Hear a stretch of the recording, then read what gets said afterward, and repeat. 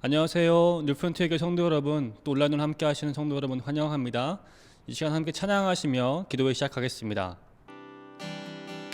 보이지 않는 영원한 왕, 홀로 하나이신 하나님, 모든 영광과 존귀를 주께 영원히.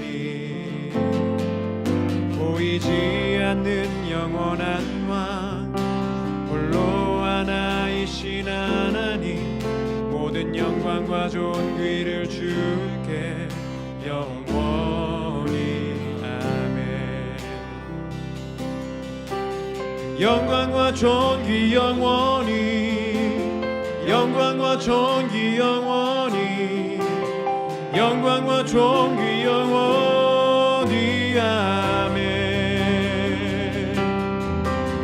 영광과 존귀 영원히, 영광과 존귀 영원히, 영광과 존귀 영원히. 아멘. 보이지 않는 영원한 왕, 보이지 않는 영원한 왕, 홀로 하나이신 하나님, 모든 영광과 존귀를 주께 영원히. 보이지 않는 영원한 왕, 홀로 하나이신 하나님, 모든 영광과 존귀를 주께 영원히. 아멘. 영광과 존귀 영원히, 영광과 존귀 영원히, 영광과 존귀 영원히. 아멘. 영광과 존귀 영원히, 영광과 존귀 영원히, 영광과 존귀 영원히. 다시 한번 영광과 존귀를 주님께. 영광과 존귀 영원, 영광과 존귀, 영광과 존귀 영원히. 아멘. 영광과 존귀, 영광과 존귀 영원히, 영광과 존귀 영원히, 영광과 존귀 영원히. 아멘. 아멘. 오늘 우리에게 주신 하나님 말씀은 마태복음 21장 23절에서 32절까지 말씀입니다.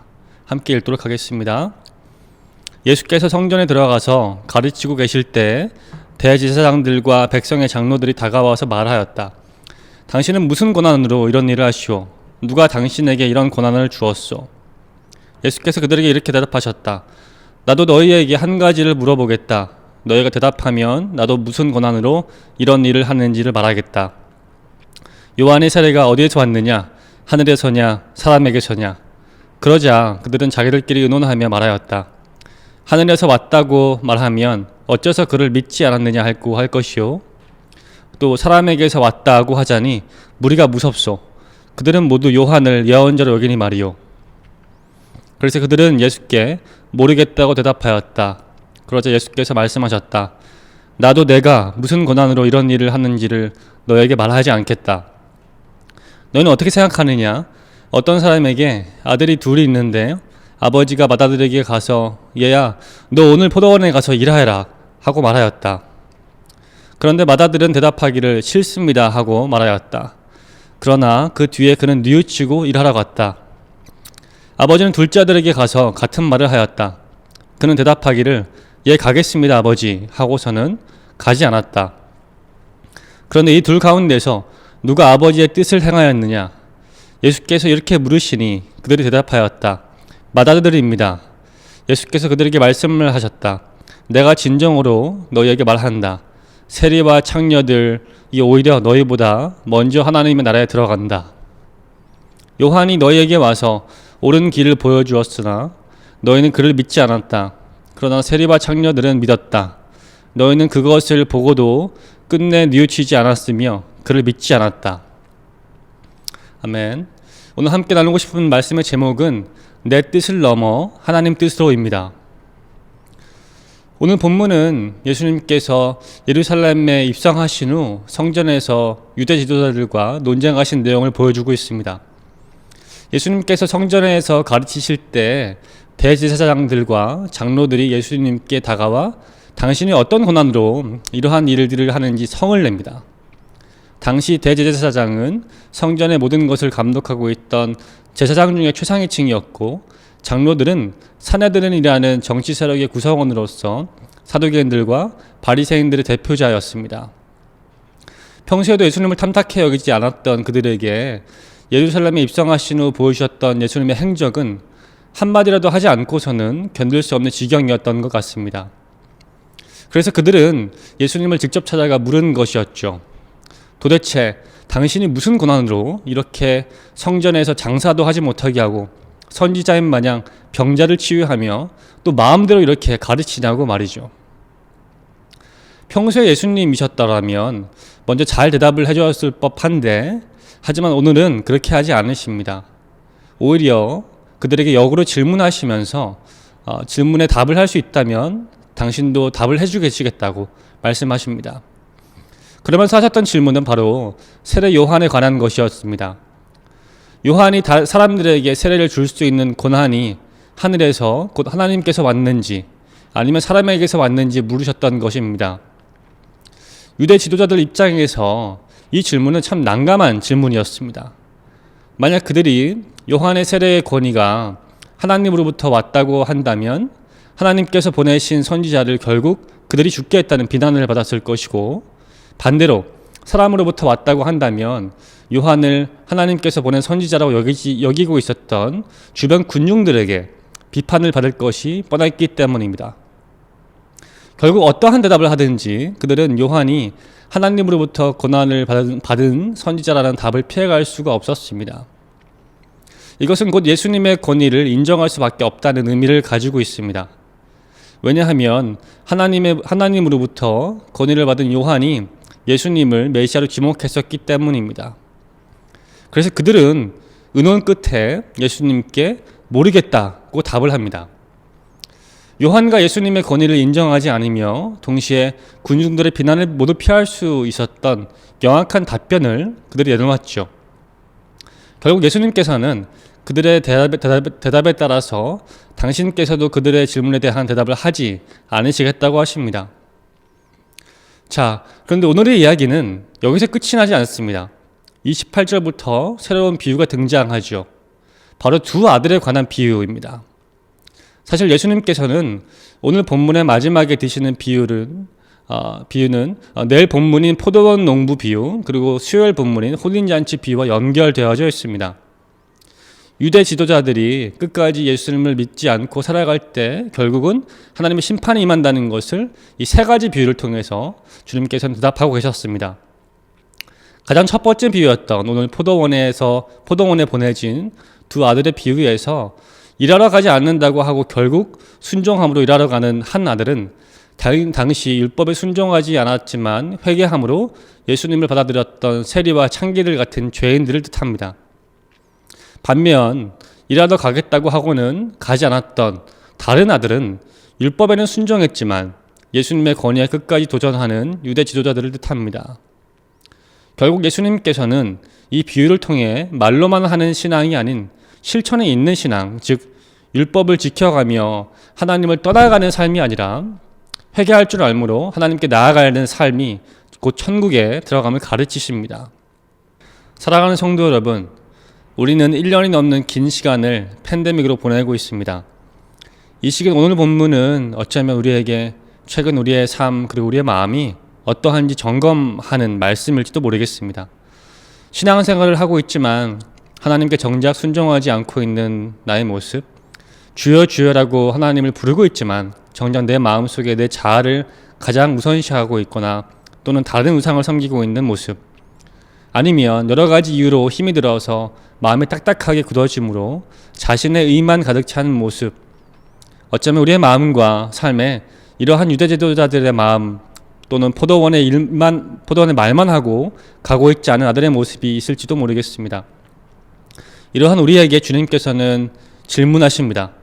누가 아버지의 뜻을 행하였느냐? 그렇습니다. 너무나 바쁜 우리의 삶에 팬데믹이라는 어려운 환경은 작은 내 뜻도 행하기 참 어렵게 보입니다. 하지만 주님께서는 우리가 바라는 뜻을 잘 성취하고 있는지를 점검하시는 것이 아니라 하나님 아버지가 바라는 뜻을 우리가 행하며 살고 있는지 질문하십니다. 하나님 아버지의 뜻은 내가 무엇을 더 잘하는 것이 아니라 내가 그리스도의 십자가에 나아가는 것입니다.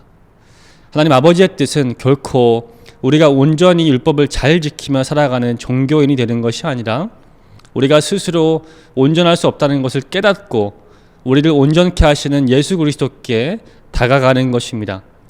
왜냐하면 우리는 스스로 절대 온전할 수 없고 오직 온전하신 분은 예수 그리스도 한 분뿐이시기 때문입니다.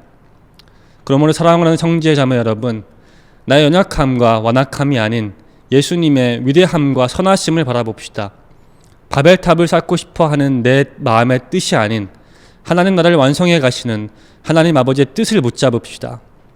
팬데믹의 사순절 기간 우리를 통해 여전히 일하시는 하나님의 뜻을 굳게 붙잡으시는 저와 여러분 되시기를 예수님의 귀한 이름으로 축원합니다. 이 시간 함께 세 가지 놓고 기도했으면 좋겠습니다. 첫 번째 기도 제목 함께 읽고 기도하겠습니다. 우리의 뜻을 성취하기 위한 자기중심적 삶을 사는 것이 아닌 하나님의 뜻에 순종하기 위한 성령 충만한 삶을 살기를 원합니다. 팬데믹으로 인한 두려움, 불투명한 미래에 대한 염려, 반복되는 일상의 지루함 속에 내가 중심이 되는 삶이 아니라 그럼에도 불구하고 일하시고 우리와 함께 하시는 하나님 중심의 삶이 될 수 있도록 성령 충만함을 놓고 이 시간 함께 기도하도록 하겠습니다. 기도하시겠습니다.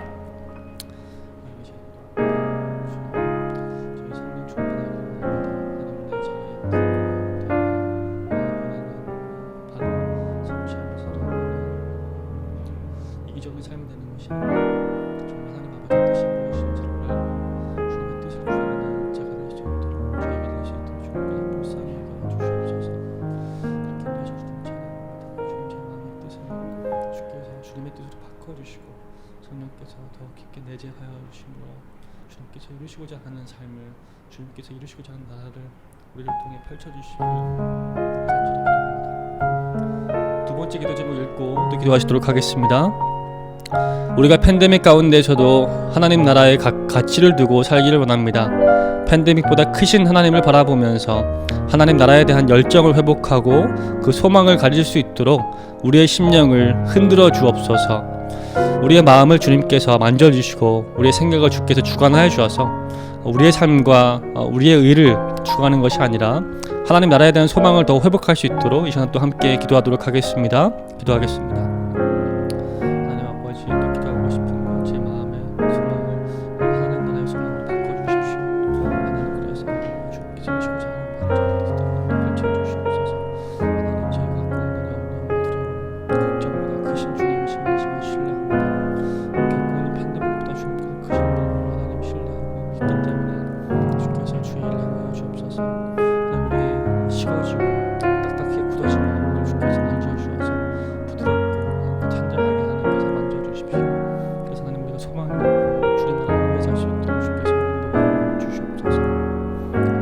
세 번째 함께 읽고 또 기도하도록 하겠습니다. 팬데믹 가운데서도 어려움 겪고 있는 많은 분들이 회복을 경험하길 원합니다. 특히 건강, 재정, 심리 등의 많은 어려움 겪고 있는 분들에게 예수님께서 주신 진정한 회복을 경험하게 긍휼을 베풀어 주시옵소서. 우리 성도님들 가운데서도 또 함께 하시는 많은 온라인 성도님들 가운데 어려움 겪고 있는 분들을 위해서 이 시간 주님께 긍휼을 구하는 기도 또 함께 하도록 하겠습니다. 기도하겠습니다.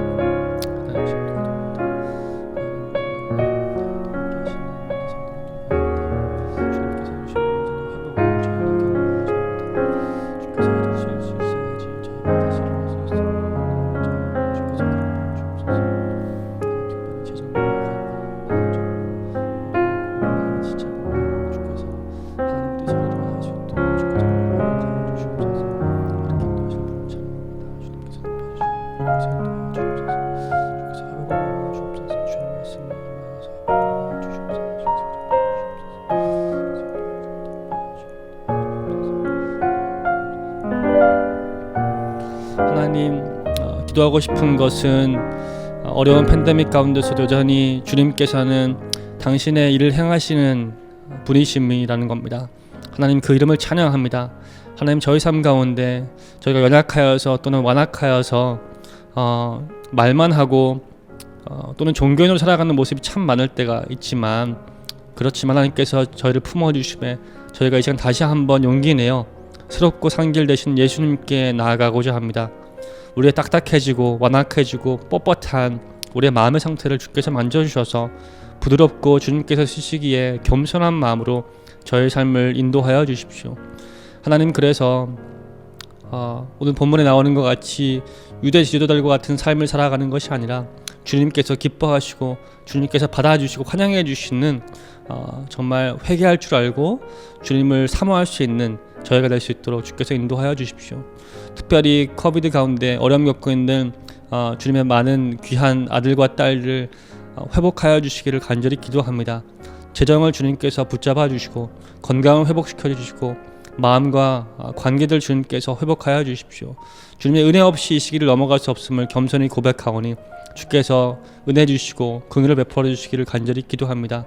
오늘 하루 마무리할 때 주님께서 주시는 은혜를 사모할 수 있도록 저희를 붙잡아 주시고 또 하나님 뜻을 기대할 수 있도록 저희의 심령을 주께서 붙잡아 주시기를 기도하며 모든 말씀 우리의 주인 되신 예수님의 이름으로 기도했습니다. 아멘. 하늘에 계신 우리 아버지여, 이름이 거룩히 여김 받으시오며 나라의 마옵시며 뜻이 하늘에서 이루어진 것 같이 땅에서도 이루어지리라. 오늘날 우리에게 일용할 양식을 주옵시고 우리가 우리에게 죄진 자를 사하여 준 것 같이 우리의 죄를 사하여 주옵시고 우리를 시험에 들게 하지 마옵시고 다만 악에서 구하옵소서. 대개 나라와 권세와 영광이 아버지께 영원히 있사옵나이다. 아멘. 기도를 모두 마쳤습니다. 모두 평안한 밤 보내시고 내일 또 기도회 때 뵙도록 하겠습니다. 감사합니다.